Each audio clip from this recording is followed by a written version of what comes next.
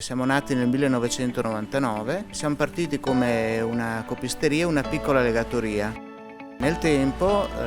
poi ci siamo inseriti anche nel mondo dell'editoria, siamo diventati casa editrice e abbiamo iniziato anche una produzione di gadget per il merchandising dei bookshop e dei negozi specializzati in questo senso, in questa direzione. La nostra produzione è sempre stata indirizzata a prodotti che valorizzano la qualità dei materiali che vengono utilizzati, per cui carte fatte a mano con il cotone, e abbiamo cercato di coniugare il prodotto, proprio l'articolo, con il soggetto, per cui inserendo immagini di livello artistico che